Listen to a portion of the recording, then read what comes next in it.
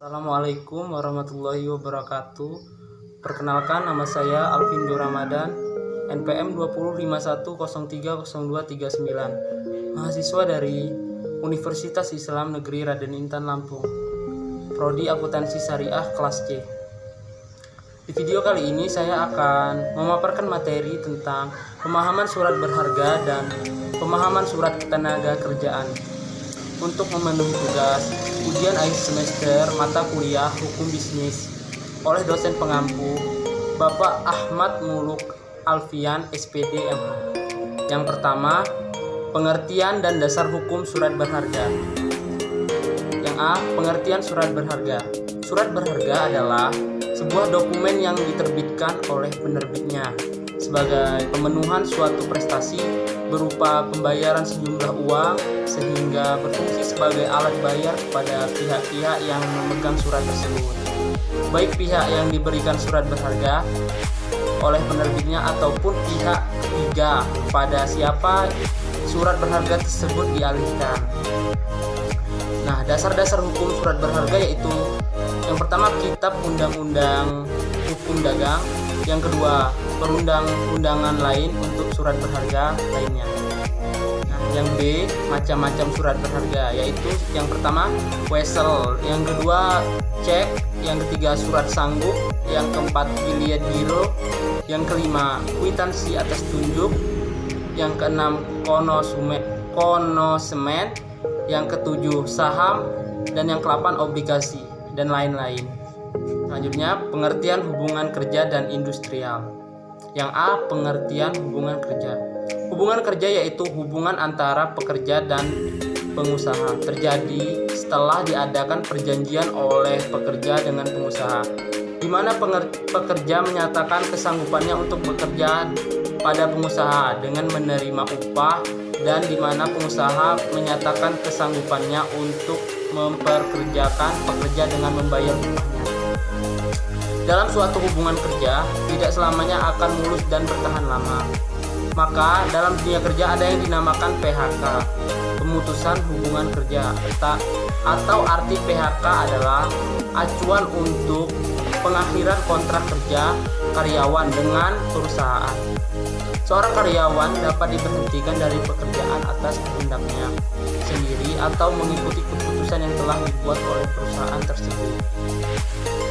Pengertian hubungan industrial.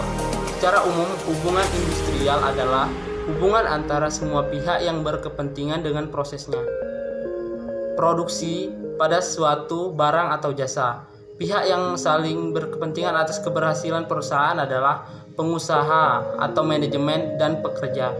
Adapun tujuan dari hubungan kerja industrial ini yaitu mewujudkan hubungan industrial yang harmonis, dinamis, kondusif, dan berkeadilan di perusahaan.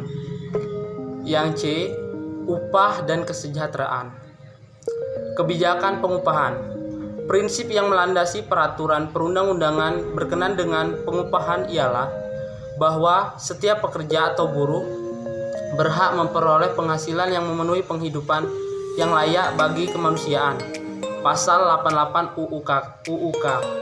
Berlandaskan pada ketentuan itu, maka pemerintah mewajibkan diri sendiri untuk mengembangkan kebijakan pengupahan yang melindungi pekerja dan buruh. Buruh atau pekerja dengan pekerjaan yang mereka lakukan harus dapat memperoleh upah dalam jumlah tertentu yang memungkinkan mereka untuk secara masuk akal memenuhi penghidupan diri sendiri dan keluarga mereka. Tercakup dalam itu ialah kemampuan untuk memenuhi kebutuhan sandang, pangan, papan, pendidikan, pemeliharaan kesehatan, rekreasi, dan jaminan hari tua. Nah, upah minimum merupakan hal luar biasa bahwa Indonesia sejak tahun 1970-an sudah mengenal penetapan upah minimum. Padahal banyak negara yang lebih maju belum mengaturnya. Upah minimum merupakan elemen penting dalam kebijakan sosial Indonesia. Peraturan tentang upah minimum diterbitkan pertama kali pada tahun 1971 dan dilandaskan pada skala atau perhitungan kebutuhan fisik minimum. Penetapannya berbeda antara satu wilayah dengan wilayah lainnya dan merupakan kewenangan Dewan Penelitian Pengupahan Daerah. Dewan ini beranggotakan 10 pegawai negeri, 3 anggota serikat buruh, dan 3 wakil pengusaha. Yang selanjutnya, keselamatan dan perlindungan kerja.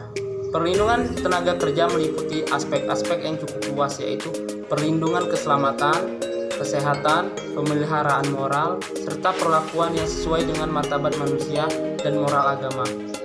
Perlindungan tersebut bermaksud agar tenaga kerja secara aman melakukan pekerjaan sehari-harinya untuk meningkatkan produksi dan produktivitas nasional. Ada sanksi-sanksi tentang perburuhan dan ketenaga kerjaan. Yang pertama ada sanksi administratif.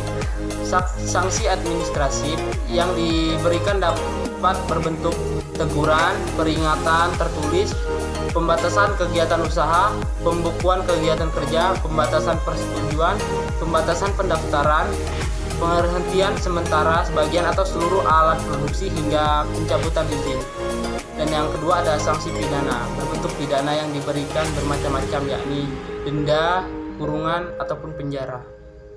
Sekian pemaparan materi dari saya, semoga video kali ini bermanfaat bagi kita semua. Bila ada salah-salah kata atau salah ucapan, saya mohon maaf. Kepada Allah saya mohon ampun.